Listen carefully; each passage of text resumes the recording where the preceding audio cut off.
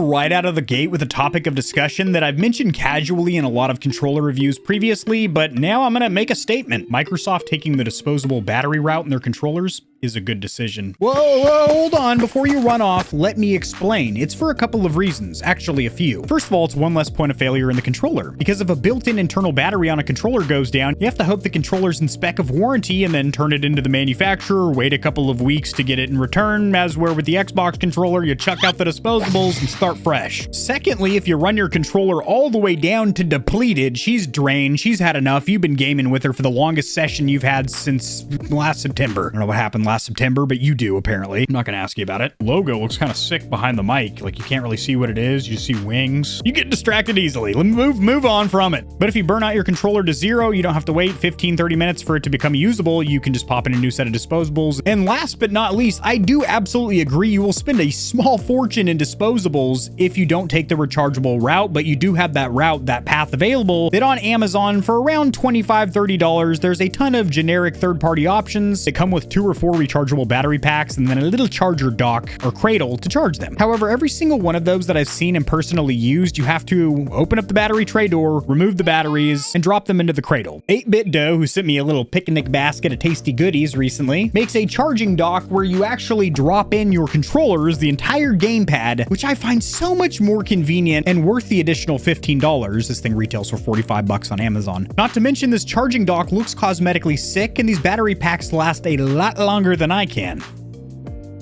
Gaming session wise, like I will get tired before the battery packs and my controller die. You're sick and you need Jesus in your life. This is your controller captain. We've reached 6,900 feet. Go ahead and start flicking the sticks and mollywopping the back paddles. You don't like back paddles? How about those rear buttons? We've tested almost 100 custom and premium controllers, and we're only at the beginning. You need a thumbstick guide or tutorial on how to overclock your controller? Check out the controller playlist. Bing bong. Controller captain out. A quick disclaimer for my audience, the Stallions and Stallionettes. This dock was sent for review, but this is going to be an honest, comprehensive review. I haven't been paid or told to say anything about it, so if there's any cons, shortcomings, or areas of improvement, you're going to hear about it. So these companies make better products over time. As with 8BitDo's other products, it does implore you to go to Amazon to purchase. That is their desired vendor. In fact, you can't even purchase from their website. It just directs you to Amazon. And this might be a little confusing because you see 2 different colorways. It's not whole controllers or anything like that. It's going to be those battery tray doors. I did get the white variant. I don't recall requesting a colorway, but hey, it was sent for review. So hey man, beggars can't be choosers here. You gonna complain over something free? I don't think so. And thinking on it, the majority of my controllers do have white battery tray doors, not black. And I could always paint them if I need to. If you want a digital manual, click on support, and you do have a manual for the dock right here. It's literally the physical manual we had in the box. Never mind. And as I just covered with one of the 8BitDo controllers I reviewed, You can enjoy free maintenance within 1 year. The way this is worded, you have to turn in your broken unit. They're not going to send you a replacement, but really behind the scenes, that's exactly what they're going to do. No unauthorized modifications, so you haven't done anything weird with this dock. This is a lot less likely on a dock than with a controller, where people might disassemble it, paint it, do God knows whatever to it. Things we do on the channel. Builds, if you will. Sweet builds. And then I don't like this here. Line item 5, I would like a revision here. Non-quality related problems. If they can deem that at their discretion that anything is a non-quality related problem, then in essence, they can just tell you you have a 30-day warranty on this product, which I think is unacceptable. 1 year though, that is pretty standardized, and that's what you have here. As for packaging and included accessories, as this is a licensed Xbox product, it is going to have that lime green stamp and sigil, as well as some lime green branding on the bottom. If you want to pause to read some of the key features, you may do so now. You're going to have this piece of cardboard which doubles as a divider and also holds your accessories. It has 2 holes, both of which can be used. Just, you know, pull up on them like that. As for the contents of the box, you're going to have 2 battery packs, 1100 milliamp hours a pop. Then you're going to have 4 of these battery tray doors, and these are custom or special ones that you have to use because they have these 4 metal, 4? Nope, there's 3 there. 3 metal pins there, which are going to make contact with the 3 pogo pins, and that will allow you to simply drop in your controller. All the other designs I've seen, you actually have to remove the battery packs out of the controllers and drop them into the charging dock, which is a huge inconvenience, especially if you have multiple controllers, or you're going through several of these battery packs because, well, you're a hardcore gamer. You do have your AC/DC adapter, which has a very short, permanently affixed, so not modular, barrel cable, unfortunately. So not USB-C, we're going the barrel cable route and permanently affixed, so not modular or removable, and short as well. Then you have the actual charging dock, which is white and clear, translucent, and you do have this massive sticker covering everything. Little ASMR action coming at you.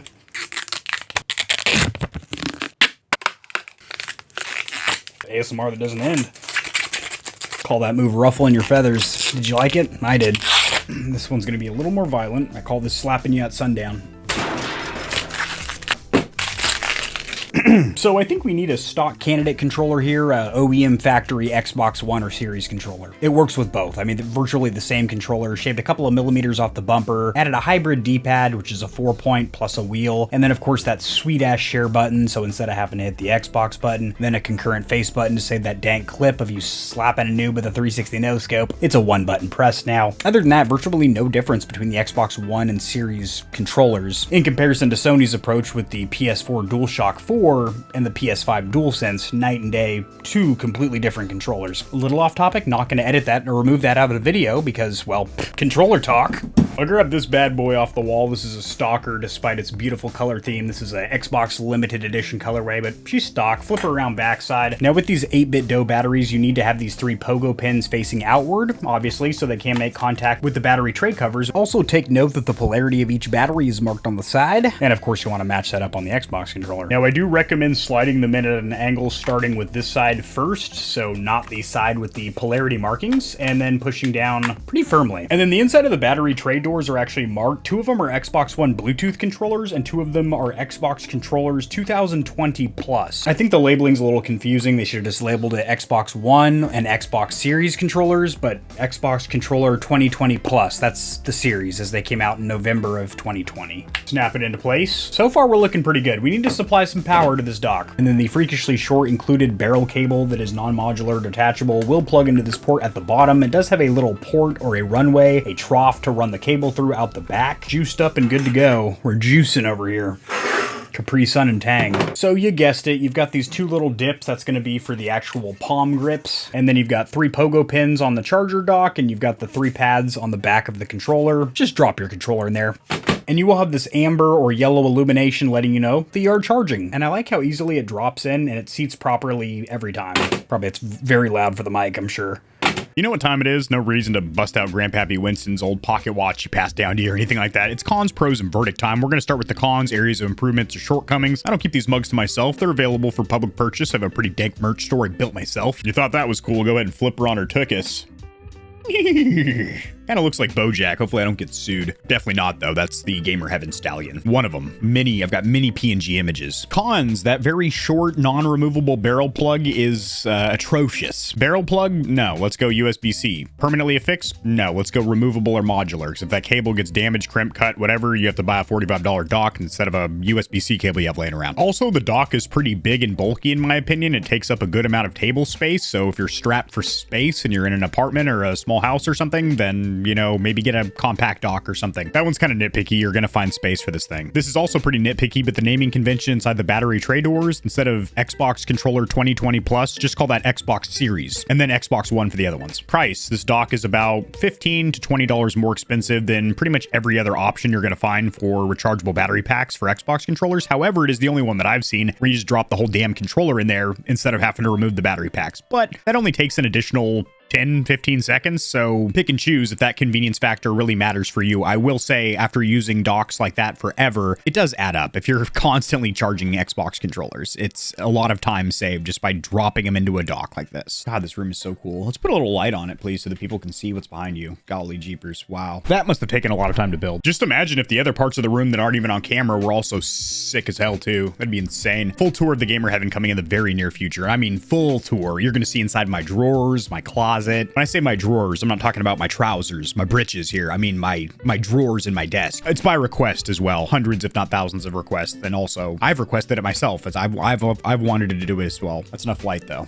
It's too early for that. Actually, too much light, period. Just let me sit in the dark. On to the pros, which is kind of seamlessly going to integrate with the verdict. So it is very convenient that you can just drop in your controllers. It is a big time saver. The fact that you do have 4 of the battery tray doors. However, you only have 2 battery packs. Cosmetically, I think it looks really cool. I said it is a little bit large, but it looks cool. You have that white or amber light glowing through it. And best of all, with any rechargeable pack for Xbox controllers, you're done with disposables, so you are not going to be spending a fortune constantly checking out batteries, but you still have that option, as I mentioned during the intro, to where if something goes wrong with these battery packs, you don't want to wait for them to charge up because they're completely dead. You can just pop in those AA's. It's nice. Drop in the comment section below if you've ever stolen batteries out of a household device, maybe a remote, maybe that lightsaber in your mom's top drawer, to fuel or power up a dead controller. I have absolutely scavenged the house for batteries, for sure. I will finish out on this one last note or sentiment. I did mention I think Xbox is doing it right with the disposables, but they should include a rechargeable battery pack that you can recharge inside the controller. You just plug in the USB-C port on the top, and that way a 1000 or 1100 milliamp hour battery is included, but you can go the disposable route if you so choose. This dock is linked in the description below. 8BitDo, thank you for sending it out. I'll see you Stallions and Stallionettes tomorrow.